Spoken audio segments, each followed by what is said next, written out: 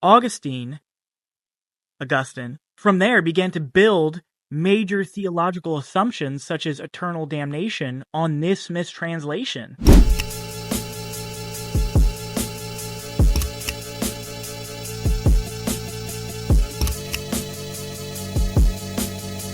So I would like to address quick a little mistranslation error that we get in the word that is used for eternal today. And so the Greek word aion means age, not eternal. And the popular translation that we have seemed to have gotten from this word is eternal. And historically and theologically, that's a huge error. And this entered through the Latin translation, particularly through a guy named Augustine and his influence. Now, I say Augustine, you could say Augustine, however you want to say it. But in classical and Koine Greek being the translation, or not the translation, the language that the New Testament was written in, aion almost always meant an age, right? An age, a period of time, or like a lifespan. That's what it meant. It can mean a long or indefinite time, but not necessarily eternal. You see, when Greeks wanted to express the idea of eternal or something that was without end, they used phrases like adios or aperantos.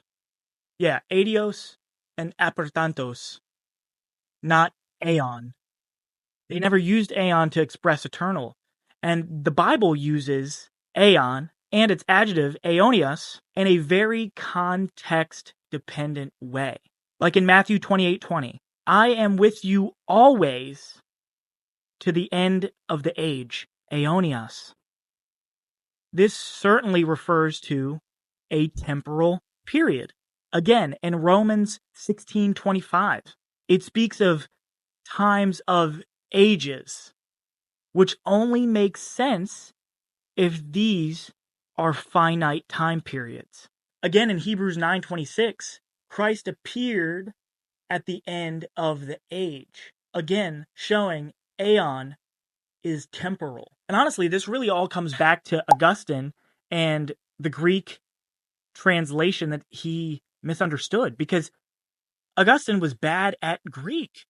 He relied on the Latin Vulgate, in which Jerome had taken the Greek and turned it into Latin. Jerome had translated aion and aionios with two Latin words, which I'm going to butcher: eternum and sempiternus. These words in Latin conveyed unending, timeless duration. And this was a big mistake and a big shift from the more time-bound Greek sense of the word.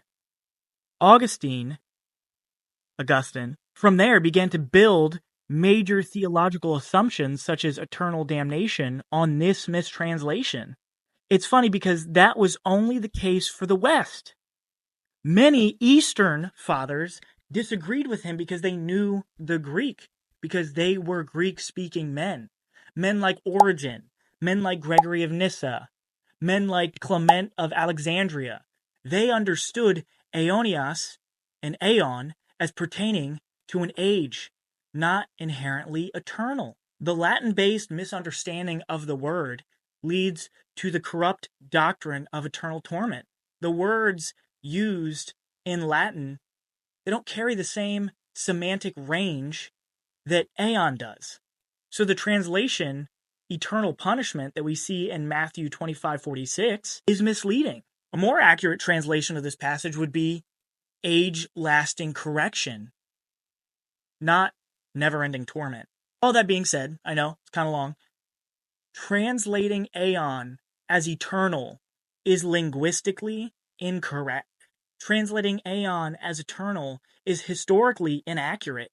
Translating aion as eternal is theologically baseless. The Koine Greek doesn't justify it at all. The Latin mistranslation warped it big time. And then Augustine amplified it tenfold. And then the Western Church institutionalized it because they really did love Augustine as a theological teacher. Which makes sense because he was brilliant. but he wasn't brilliant in the Greek. So that's just a short definition. There's so much more to unpack here, but I'm trying to keep this concise. So if you have any questions about Aion, drop them in the comments.